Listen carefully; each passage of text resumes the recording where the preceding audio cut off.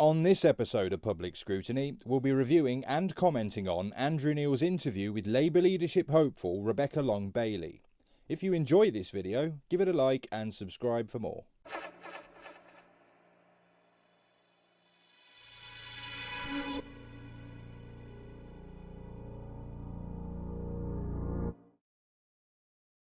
I'm joined now by the Shadow Business Secretary, Rebebcca Long Bailey.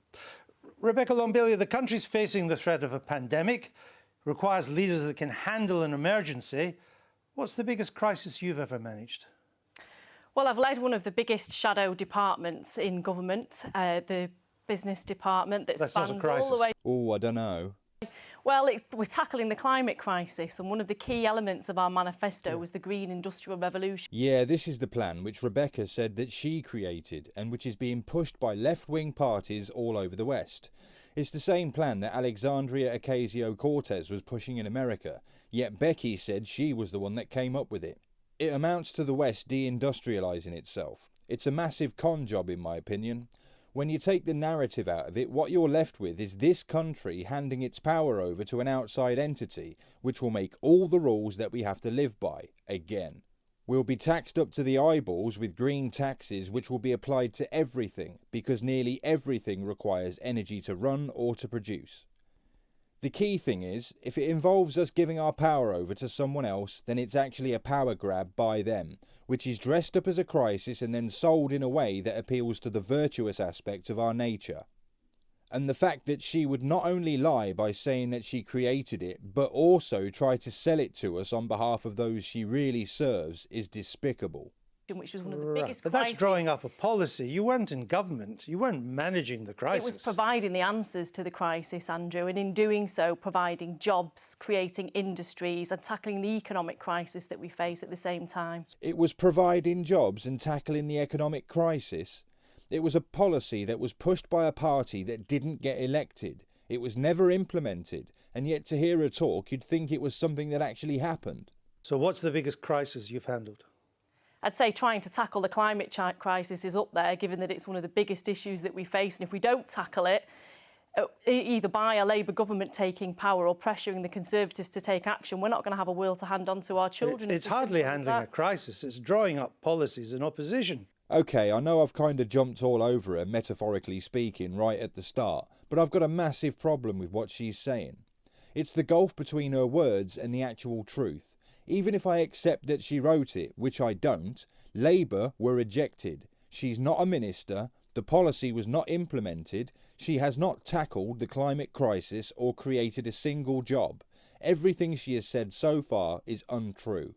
I would say saving humanity and making sure that we all have healthy, long lives by tackling the climate crisis is tackling a crisis. You see, people wonder why you think you could be Prime Minister.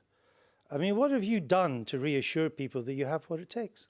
Well, I think there's two elements to a leader. The first is being electable and resonating with communities and speaking the language of aspiration. The second is actually having the policies to improve their lives. So bear in mind that this is what she thinks makes a good leader. 1. Being electable and resonating with communities and by speaking the language of aspiration. And 2. Having the policies to improve their lives. Nothing there about listening to the electorate, nothing about being self-assured, humble, calm in a crisis, charismatic, likeable, trusted, adaptable and strong when required. I assert that Labour don't actually care about their voters. All Labour cares about is power. And as for talking the language of aspiration, what she means is being able to sell a fantasy.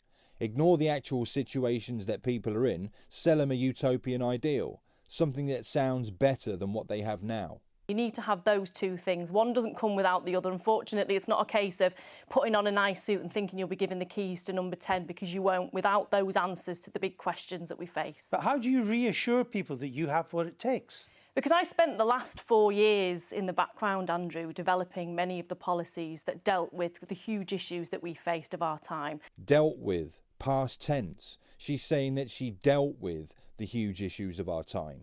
You were rejected by the electorate.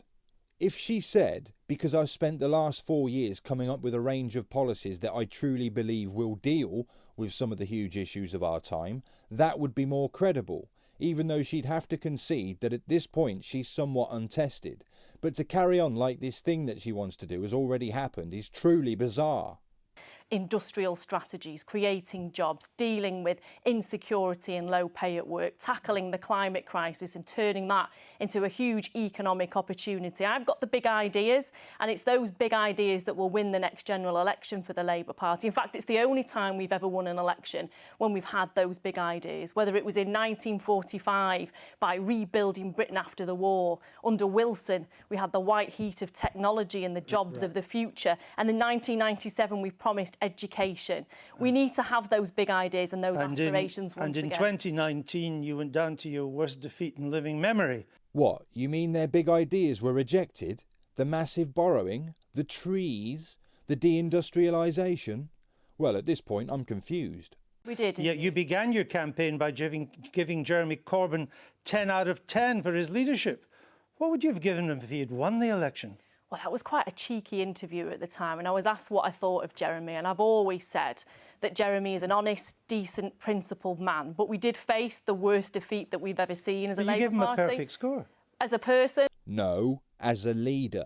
And I'll always give Jeremy top scores for the decent human being that he is. OK, I'm going to play this bit again. Notice the slight pause before she says the words top scores, and then notice that she breaks eye contact and looks down as she says decent human being that he is.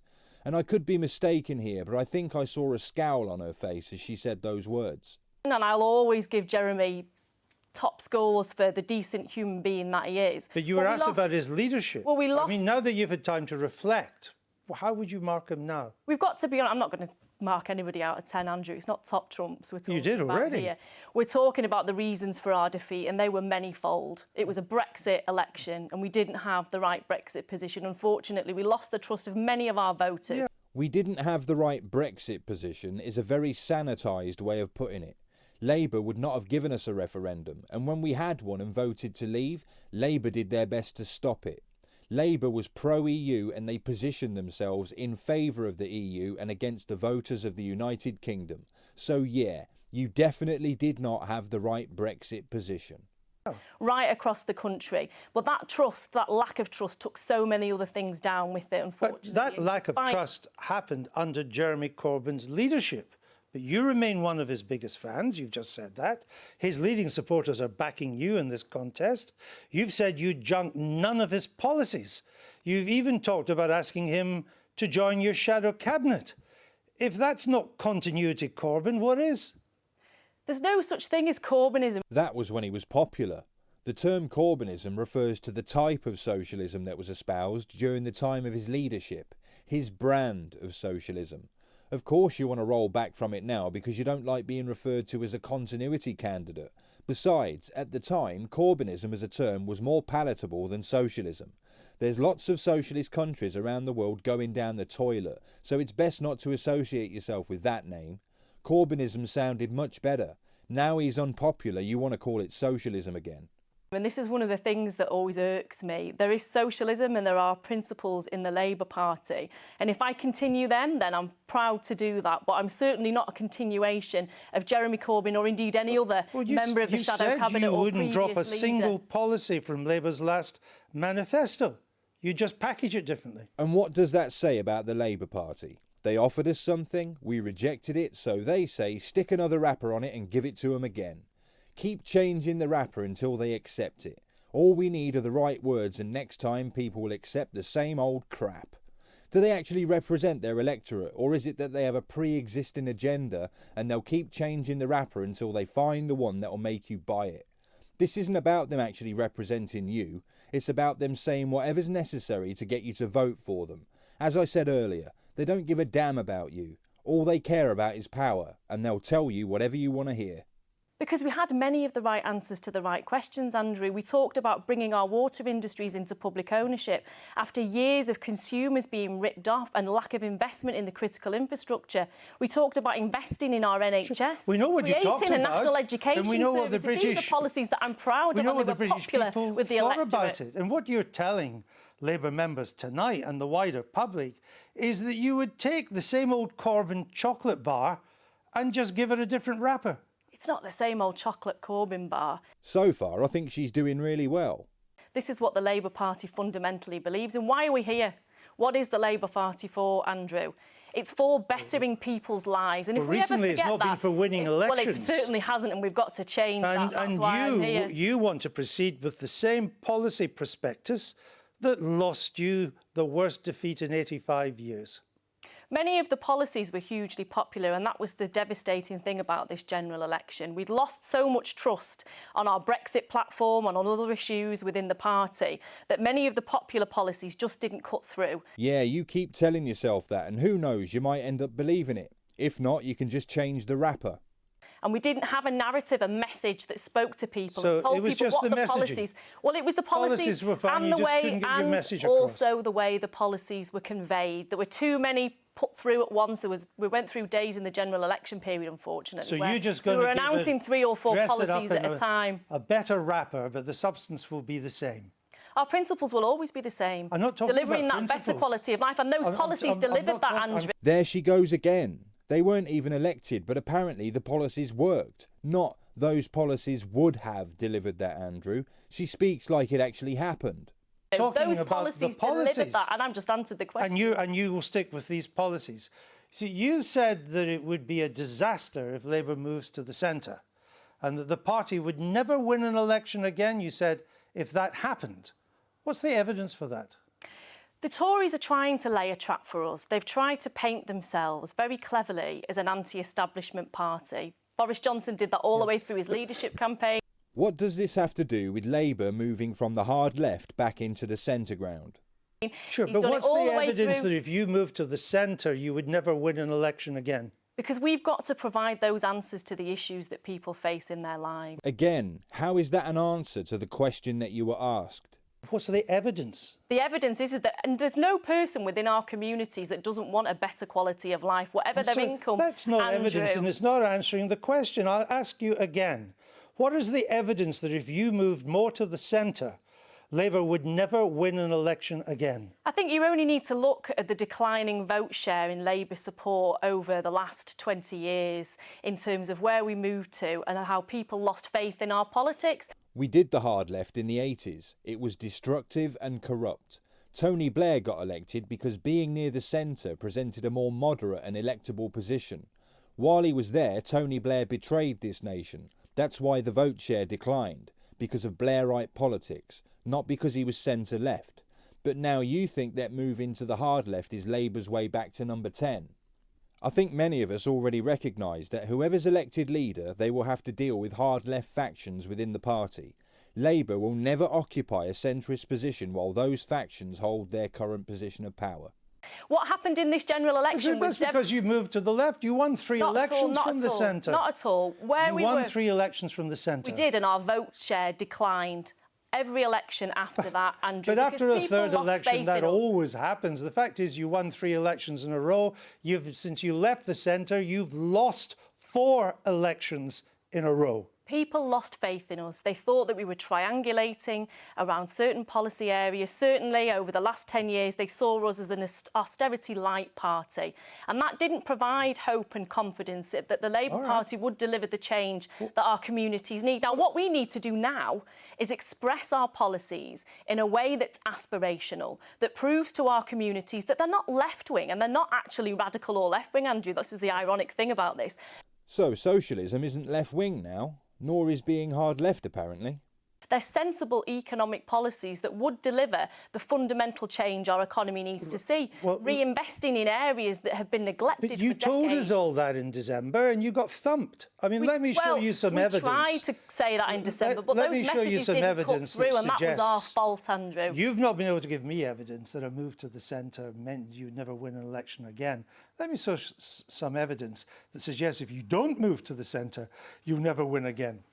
The Conservative peer and pollster Michael Ashcroft, I know he's a Tory, but his polling is highly regarded, and he's done some polls that have been very bad news for the Conservatives over the years. He asked 10,000 people if they thought Labour would have a better chance in future elections with a clearly left-wing socialist manifesto or a more centrist one. Now look at the result.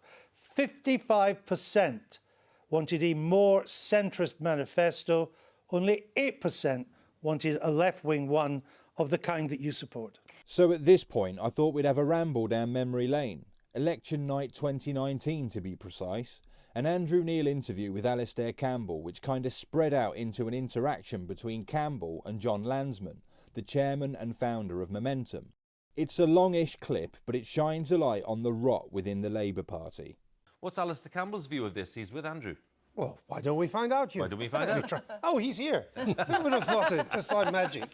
I want to put to you these Momentum Corbynista talking points that we've heard right from John McDonnell sitting in that seat several hours ago. That this terrible result for Labour, which is clearly what it looks like it's going to be, is all down to Brexit. And I suggest to you the reason that there's the line they're taking is that they can then argue we can continue with Corbynism. That was actually popular. Not with Mr. Corbyn, but we'll have Corbynism without Mr. Corbyn because it's Brexit that was so bad tonight. What will stop them from winning that argument? I don't think they'll win the argument. I mean, they've got control of the structures of the party, and that's clearly going to help them in terms of securing some sort of legacy for their politics. But I think when you look at just how bad these results are, this is not just a defeat for Jeremy Corbyn. This is a defeat for the politics that he represents. And I think there's three places you can look at. I think anti-Semitism, which wasn't handled properly, played a really big part in this, and the Chief Rabbi's intervention in the campaign was a big moment. I think the sense of saying to people that they can have everything that they want, pretty much in terms of the public services and an economy that works for everybody, and only a few rich people will have to pay for it. And then also I think, yes, Brexit is a problem, has been a problem for the Labour Party. But when you go to some of these places in the north, and if Ian Laver is right, how come his majority got shredded when he's been up there fighting to deliver Brexit? What people in the north have been saying is that Jeremy Corbyn and his politics does not represent them as working class people in the north of England.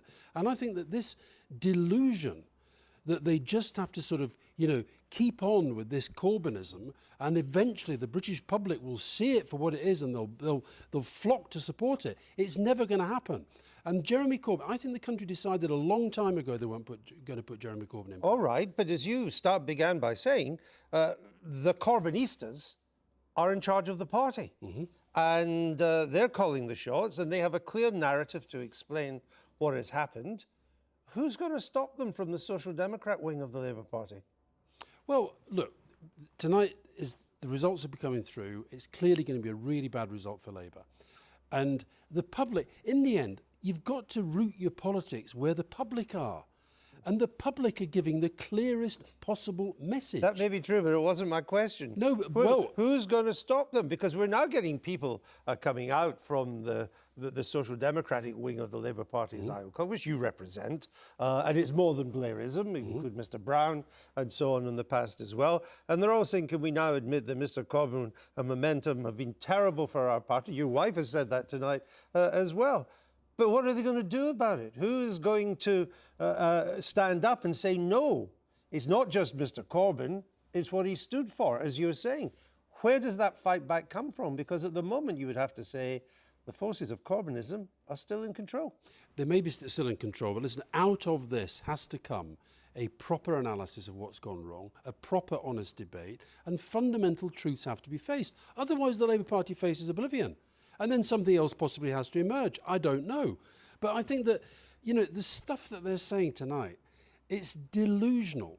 And I understand the pain that they're going to feel at the moment. But what happened with 2017 and the relatively successful result in 2017, it's camouflaged, I think, this reality that it's as if their politics, if you go around saying to people, we don't want your votes, we don't want your help, bugger off, you're just a Tory, don't be surprised if they go and vote for the Tories. So the way that they conduct the politics, and yes, there's lots in Labour's manifesto that's popular. Is your party heading for a civil war? Well, I hope not, because it's so obvious what has to happen. Not to a lot of Labour members? No, maybe not, but let me tell you something briefly, else. we talk about? Well, there's Mr. Landsman over there, right? You're going to talk to him in a minute. And they're delusional if they think the public are going to support their politics. And let me just have this one fact. Quickly. One fact. If Boris Johnson runs the full term, it will have been 50 years since any Labour leader other than Tony Blair won a general election. Can they let that sink into their heads and possibly start to reroute their politics back where people live their lives? Well, I wish John Lansman was going to sit here. We could continue. Well, he's got a lot to answer for. All right, but he's actually over there with Hugh. So, Alistair Campbell, I thank you. And we go back to Hugh. Well, don't move, guys, and don't move, Alistair, because I'm going to ask John, who's been chair of Momentum since 2015. John, let's have a response to the pretty damning readout that Alistair's just given us of why Labour's in this position. Well, Alistair wants to root our politics where the people are, but that isn't what he did over Brexit, is it? He wanted Labour to have a more pro-Remain policy than we've actually had under Jeremy Corbyn. And I think the result of that would have been worse tonight if we'd have had it that way. You think so? Well, I do, because you look at what happened. You know, OK, we haven't had that many results from Remain areas, but if you look, if places like Putney are anything to go by, we are doing well there in Remain areas. We are doing badly in Leave areas. I think this was primarily about Brexit. I think it's true that Jeremy's brand, if you like, was damaged by Brexit primarily. Right. Because, unfortunately, it was such a difficult path to travel. I think he took the right route through it. It's easy to criticise it when we're doing badly, but actually he took a route which I think probably has maximised the support in Leave areas. I know that it's bad, but it was always going to be bad. Right. And I just disagree with him. I mean, we had John McDonnell, Alistair, we had John McDonnell on just at the start talking to Andrew, saying that, basically admitting that the Brexit strategy, was a bit of an impossible one to carry off, really, partly because he felt under pressure from all sides. And your view on the Brexit strategy has been very clear. John says that's partly responsible for why Labour's where it's at. Listen, I accept Brexit's been a difficulty for all of the parties, but what's happened is that you've had a sense of a leader who hasn't led on it, who's been dragged to a position that he's clearly uncomfortable with. And if it's all about Brexit, and I think it's fascinating that John, having said that the election wasn't about Brexit, now suddenly it is all about Brexit. In Scotland, where somebody has actually shown leadership, that's what the country was crying out for on Brexit, not sort of trying to balance it as some sort of tactical inconvenience and not talking about it during the campaign. And Johnson got away with his slogan, "Get Brexit done," because you didn't take apart his strategy either. Is that fair? Well, look, I think we did try and change the agenda from Brexit to other things. That's my point. We did a lot of testing our messaging. I say we, Momentum, which obviously I'm involved in. And actually, the messages on the NHS and public services did work. They didn't work enough. And so we did, I think ultimately it's clear that we failed to change the agenda sufficiently. My point is that unless you defeated them on the argument about Brexit, that he's not going to get Brexit done, then you weren't going to get heard on these other things. And that's what's happened. So on both planks of his strategy, I'm afraid, I think you have let him win. Well, is that right? Well, no, I don't think it's right. I mean, another issue about rooting our politics in where people are, is if we want to change things, we have to change public attitudes. And that means making arguments about, I think, for radical new policies. By the way, these aren't extreme policies. They're actually traditional social democratic policies. Public ownership of the things that we were proposing to take into, of the industries we were proposing to take into public ownership, are commonly in the public sector in many other European countries. It's not that radical.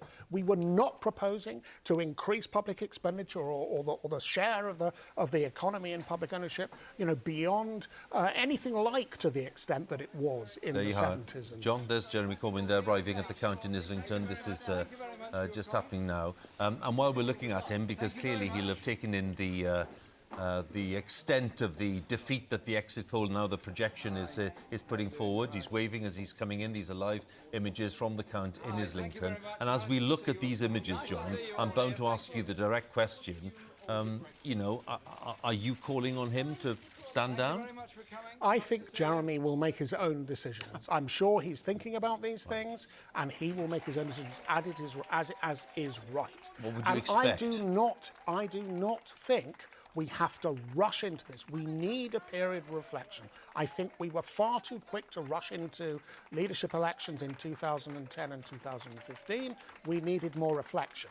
Actually, the interregnums didn't help us on either of those occasions.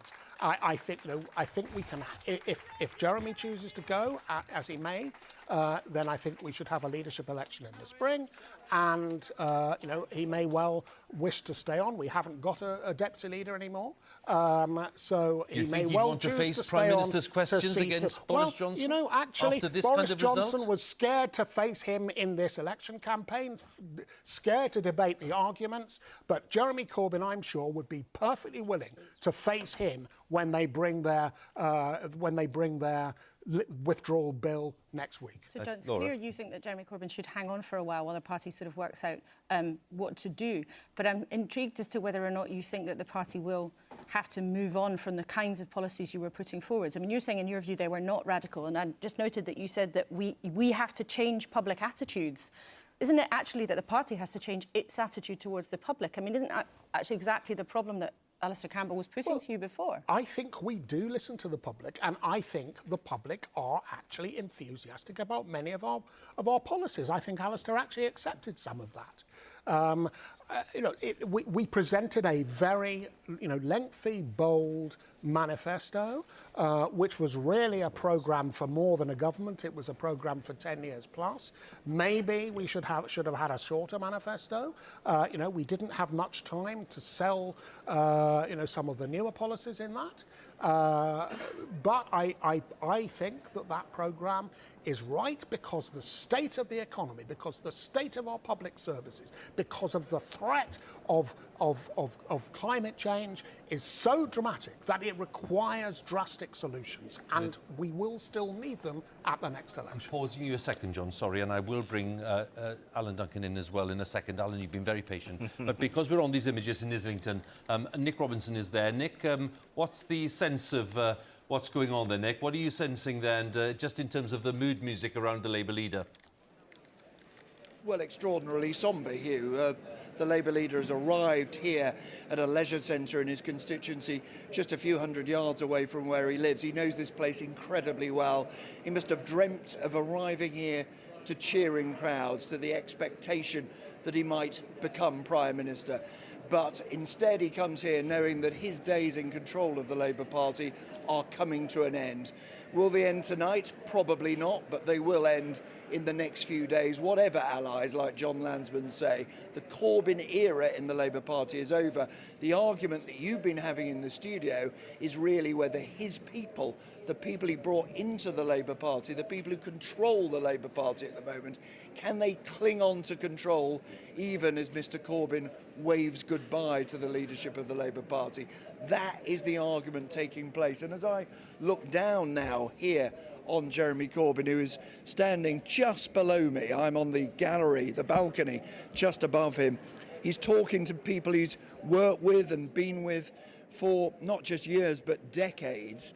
And that's why the hugs are coming here. You can see as he looks at them, he grips them by the arm, he hugs them as if to say, it is all now coming to an end. Not, of course, here in Islington North. He'll have a huge majority here. It's a very safe Labour seat. But the Corbyn project, the belief that his brand of socialism could take the Labour Party into government, that project is over, at least for him. When we look at these images, and Sir Alan Duncan is with me, the former Foreign Office Minister and former Conservative MP, I'm just thinking, Alan, when you look at this campaign, which has led, we now think, to this result, which is a big majority for Boris Johnson, someone you've been critical of in the past, what are your thoughts on how it's got to this point? Well, I think my first comment is that I've decided that John is my new best friend, because I think that he has done very happy about that. playing such an enormous role in making the Labour Party unelectable. And I think he's pretty well destroyed it for many, many years. You can see that Labour has a problem. there's another entity within the Labour Party which wields an incredible amount of power. One could be forgiven for thinking that Momentum wears the Labour Party like a jacket. Indeed, it's been said that Momentum has hijacked the Labour Party, perhaps using it as an already established political brand with a long-standing voter base. Indeed, it even writes policies that Labour present to us as Labour Party policies. So one has to ask, even though we're witnessing the facade of a leadership election, who's the real leader? Who has the real power and control of the Labour Party? This leadership election is merely to choose the public face that will end up trying to resell us Momentum policies. And why is it that Momentum don't stand as an entity in their own right? Because their hard left radical politics would be rejected outright by the electorate. Anyway, back to the interview. And I'll tell you the problem, and this was something that I certainly found in the general election campaign, aside from the issue of Brexit, was that many of our voters thought that our policies were extremely radical. They were out there. They're not. They're sensible economic policies that have been advocated by organisations such as the International Monetary Fund, the OECD, which has advocated investment in the economy by the government to spur on prosperity and productivity. No, we didn't explain our argument coherently enough, if I'm honest. And we spoke in quite intellectual terms sometimes that were quite alien to many of our communities when we should have been speaking the language of aspiration. Has she just said that Labour voters are not intellectual enough to have understood what they were saying? You don't have much of a background in Labour politics. You only joined the Labour Party in 2010. You were already in your 30s. Why were you such a Jenny-come-lately? I got to a point in my life where I realised that there was no point sitting shouting at the television about everything that was going wrong in society. If I wanted to make sure that my story, my aspirational story about doing well in life despite my background was commonplace to everyone, I'd have to get involved in the Labour Party and start to kick things from the inside out. And that's why I got involved in politics. And when you first ran for election in 2015, in the general election then, your leaflet said that you became a solicitor for the NHS to help defend our health service. You can just imagine the leaflet going through your door. Labour, NHS, Rebebcca Long Bailey, fighting for our NHS. Vote Rebebcca Long Bailey. Keep our NHS safe. But that's not true, is it? I did work for a law firm, and the department that I worked in only did work for the NHS. So yes, but you weren't a solicitor for the NHS.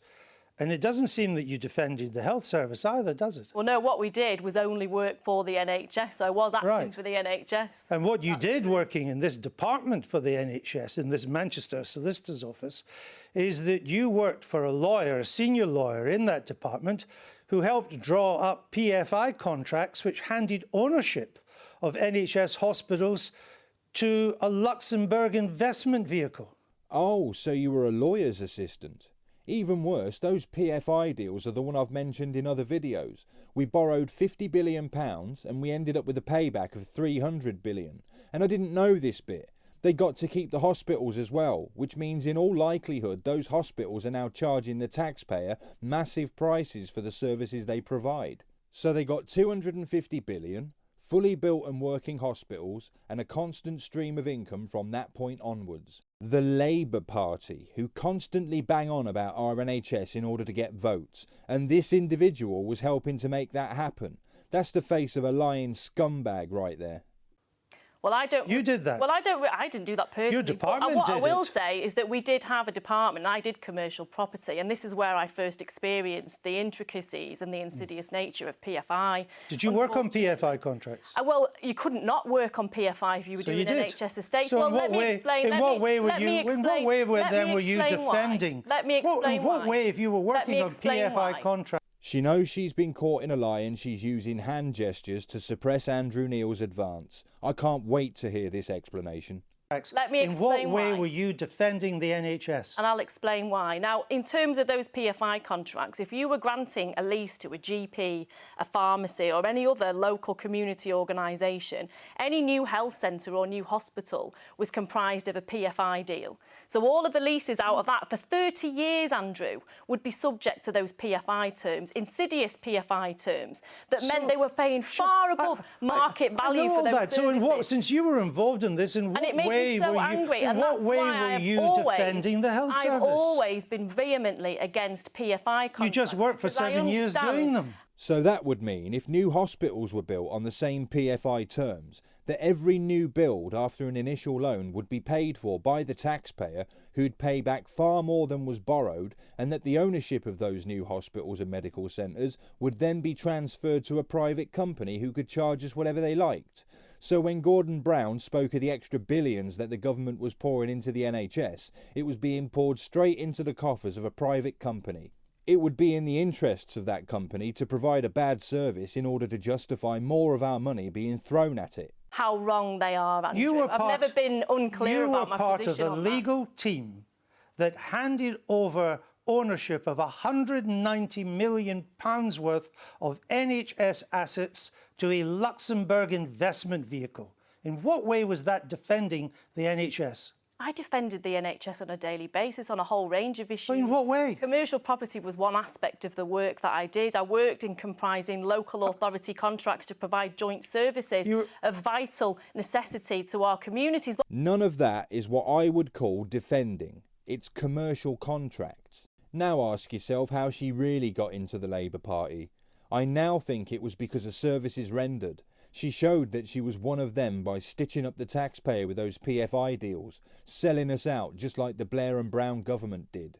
On the issue of PFI, unfortunately, Andrew, for the NHS, it was the only game in town, and unfortunately that was the fault of a Conservative government and previous Labour governments. Any NHS manager in that NHS at the time, if they wanted to build a new health centre or a new hospital, they were only allowed to use PFI, and that was wrong. Yeah, it was wrong, and that's why you made sure that you were at the centre of it, drawing up the contracts, you fucking arsehole. And that's, I understand. I'm not arguing about that. What I'm arguing about, what I'm trying to establish is in what way can you say you became a solicitor for the NHS, you actually were working for a legal firm, to help defend our health service when actually you were presiding in a department over PFIs, over the terrible contract that was done with the Royal Liverpool Hospital, still not over, and you're putting part of our health service into Luxembourg ownership. So that was your department. I didn't put part of our health service into Luxembourg offshore bank accounts. You didn't resign. Let's be honest. Let's be honest. It's my opinion that this woman is a compulsive liar. Let's hope I became an MP to try and stop it, Andrew. I'm struggling. OK, notice the edit there.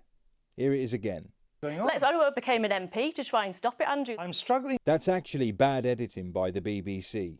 Whatever conversation went on after she said that she became an MP to try and stop it was cut out of the final edit. To see what the big policy differences are between you and Keir Starmer.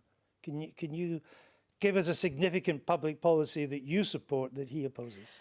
Well, this has been one of the sad things about the leadership campaign, if I'm honest, because I hoped we'd get into policy detail so that our members really understood where we stood on certain policy items. And it's been a nice campaign so far, but not what are very the policy detailed differences? at all.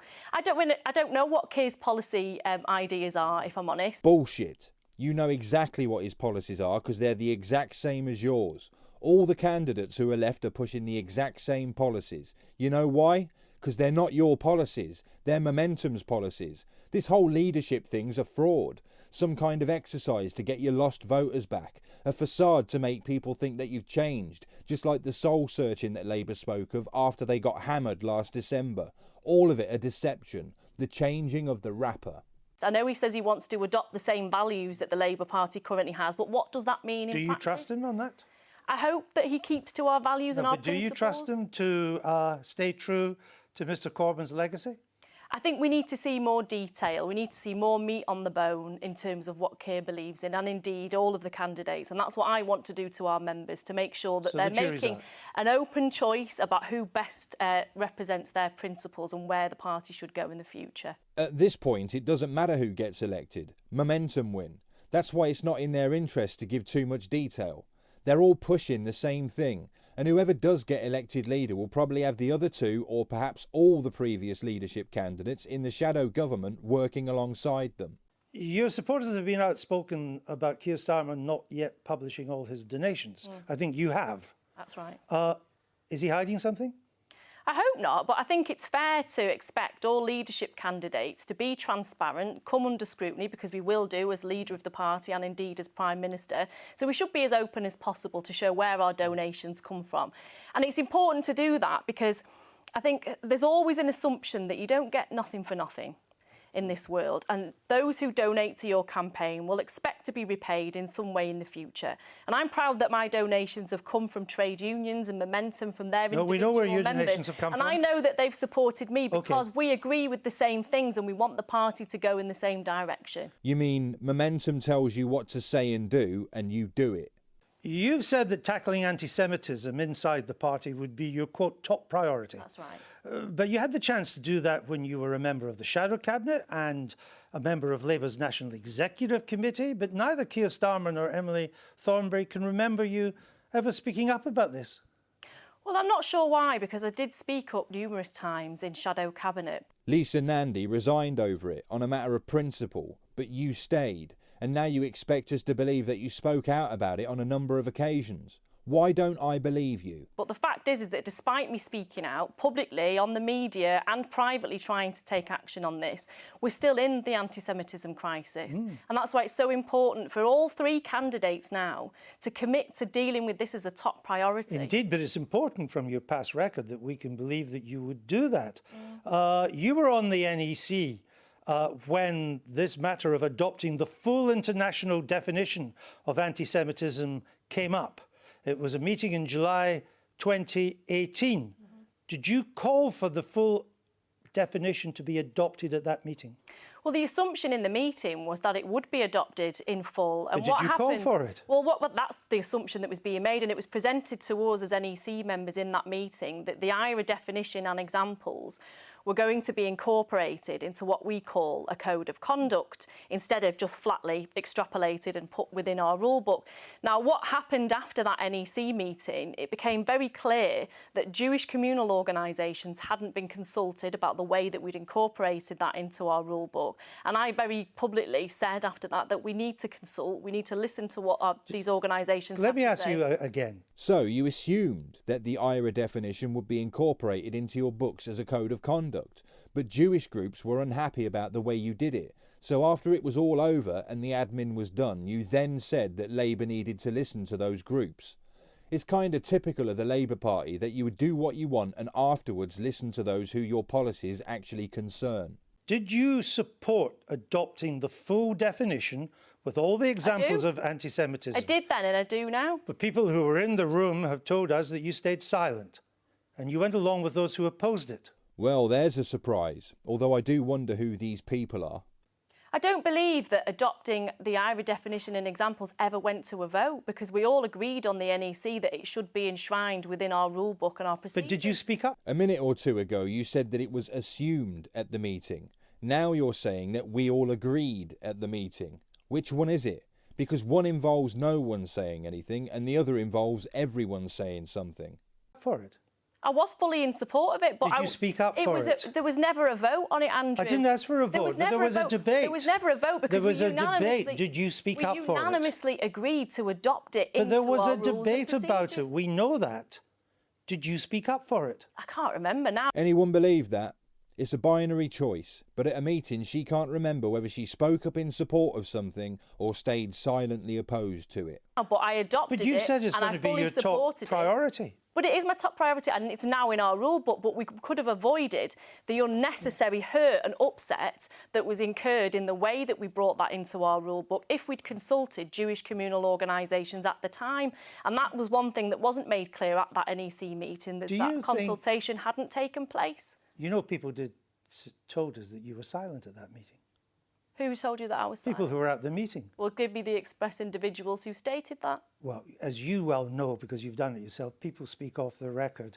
You said in the I have never been silent. I've never been silent about our lack of handling of the anti-Semitism international crisis. definition. No, I didn't. On the Andrew Marr show as a two-sided piece of A4. It's not very detailed. Well, that's right. Andrew Neil says that she dismissed the definition. Long Bailey immediately denies it and then agrees with Andrew Neil when he quotes her. It reminds me of when he interviewed a French MEP. He spoke of French strikes. She said that they don't have strikes in France. He points out that they do, and she said yes, but we dealt with them. By the way, I did a vid on that interview as well. It's called Andrew Neil Flattens a French MEP. And at you the were on the time- side of those that thought the Labour Party was better at defining not at all. anti-Semitism than the Not Jewish at all. people. And on the Andrew You Marr are. show, I also said, and I remember this very clearly, that we needed to consult with Jewish communal organisations about how best to enshrine it within our current Can you policies. recognise anti-Semitism? I'd like to think that I could, yes. And do you always call it out when you encounter it? I'd like to think that I do, but sometimes I probably haven't been quick enough. Well, let to me do show that. you this question. You were asked at one of your events in Liverpool last week. Have a look at this. The people who prevented Jeremy Corbyn from becoming leader most are people like Margaret Hodge, John Mann, Tom Watson, and they are all members of the Israeli lobby. Was that anti-Semitic?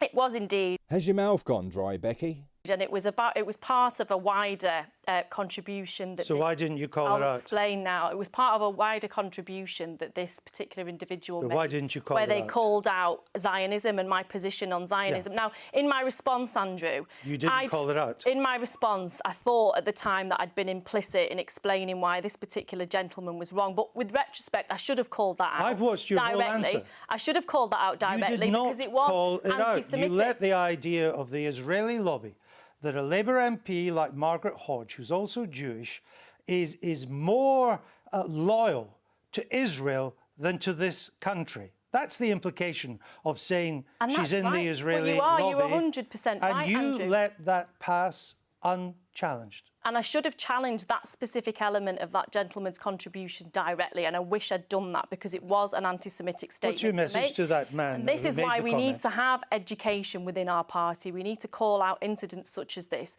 and we need our members to understand that making statements like that, it is shrouded in conspiracy theories and tropes. Indeed, I've been accused of being a member of the Israeli lobby in recent I understand. months.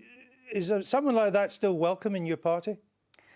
I think people making anti-Semitic statements like that need to go through our disciplinary process, and our disciplinary process needs to be independent, and I've stated that very clearly, and we need to speed up the process so that cases of clear-cut anti-Semitism end in immediate expulsion. Okay, so now she's saying that members with the same views as that guy should be immediately expelled from the party, which, if Momentum opposed the definition, would actually put Long Bailey at odds with her masters.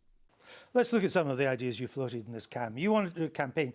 You want a Green New Deal to tackle the climate crisis and to reach net zero carbon emissions by 2030. Now, the earliest you could hope to be in power, if at all, would be 2024. I would suggest to you that 6 years is simply not enough time to reach a 2030 zero carbon target. And I wouldn't disagree with you there, Andrew. And this is so important that when we're in opposition, we can't simply wait until we form government. We have to start working now on a cross-party basis, across business, industry and trade unions, with activists right across the United Kingdom. Working with activists? Is she serious? How will activists put pressure on the government if not by causing problems for everyone else? It looks like they're actively planning for a campaign of disruption and strikes maybe. That'll bring their lost voters back. But I think something like that would be a form of fascism. We'll disrupt your lives if you do not accept our political demands. Bring it on. It will finish you and your fake political party. To pressure the government into taking the action necessary to decarbonise our economy as quickly as possible. So is the target still 2030? It needs to be, and I'll tell you why, because the Intergovernmental Panel on Climate Change have stated that even just to reach net zero by 2050, which the government has agreed to, they have to take the majority of the action required by 2030. That's why it's so important. So to do this, you would need to decarbonise the whole electricity grid system in under 6 years to meet your target. How much would that cost? I think we need to start now, Andrew. He asked you how much it would cost, not when do you think we should start.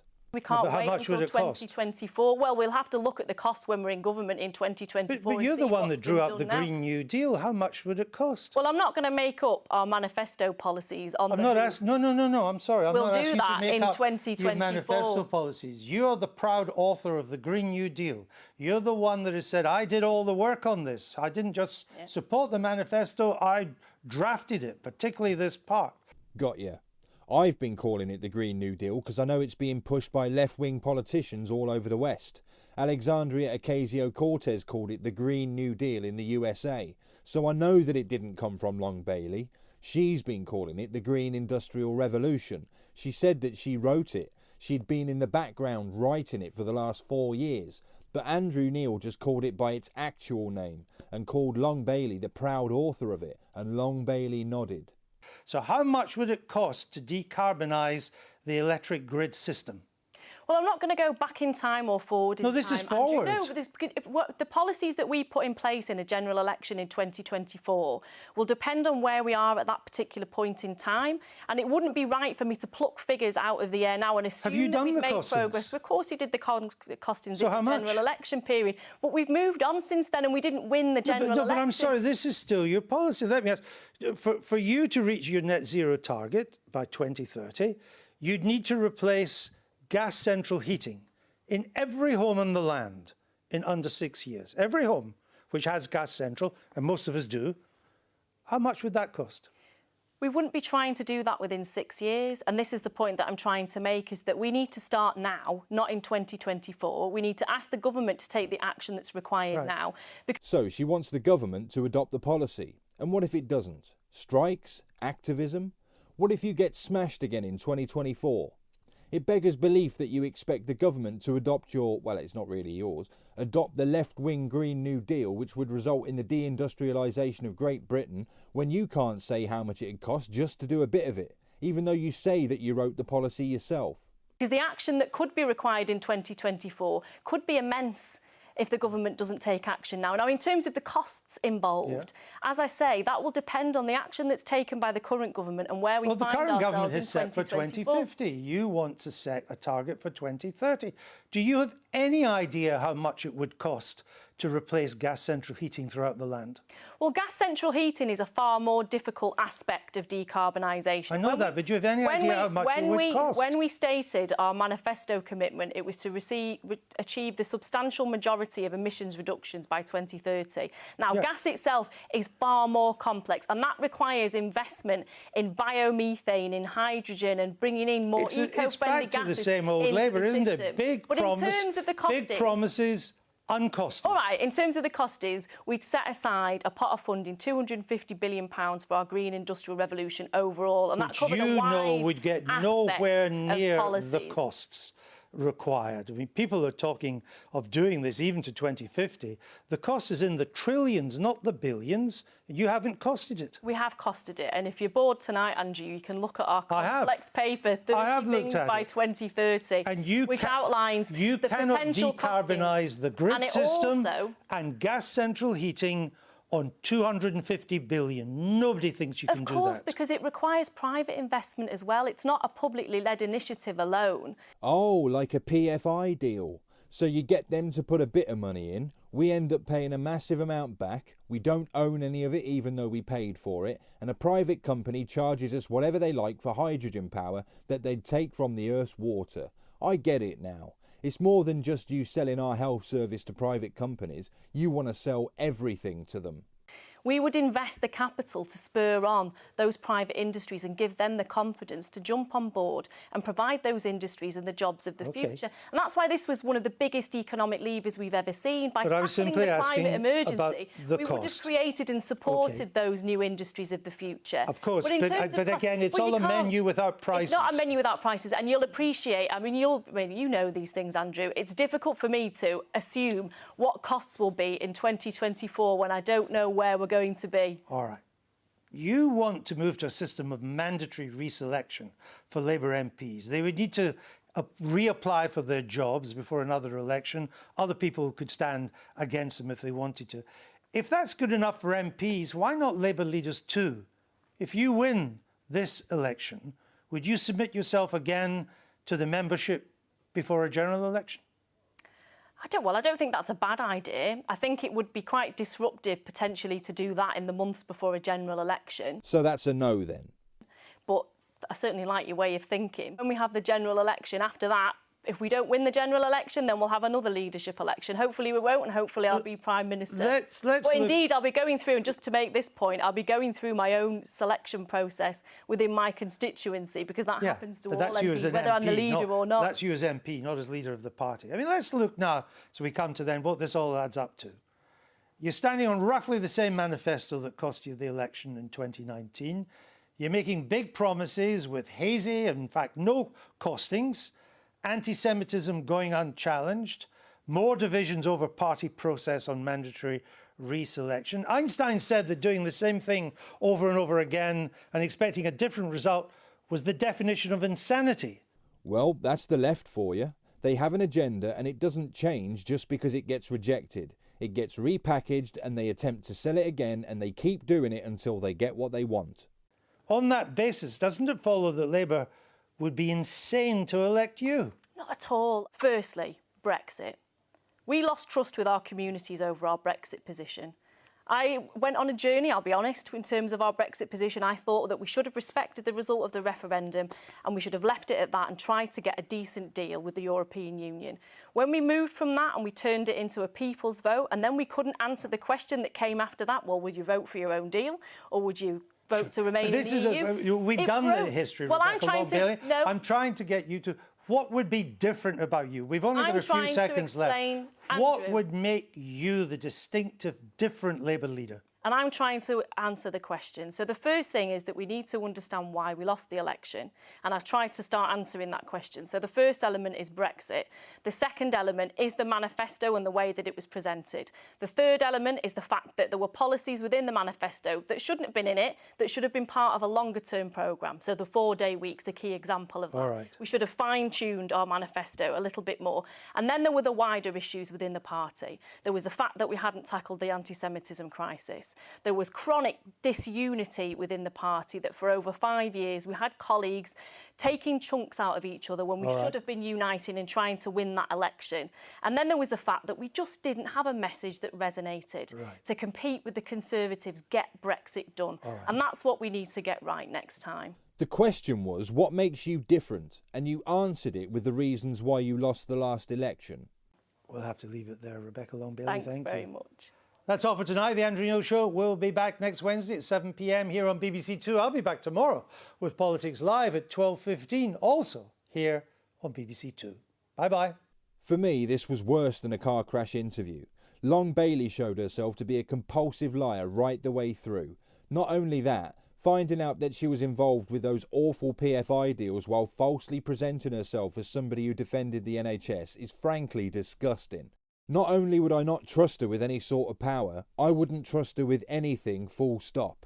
I had to take a couple of breaks during this as the ramifications of some of the things she said started to crystallise in my mind. But even worse still is that all of the Labour candidates are as bad as each other, and the party itself is now controlled by an entity which uses the Labour brand as a front because it would never be elected openly. The entire Labour Party is one big rotten car crash, which I truly hope never gets into power again. And with that, I'll end this video here. Well done for getting to the end. I'm surprised that I managed to as well. Well done me. And so if you've enjoyed it, give it a like and subscribe. Until the next one, take care.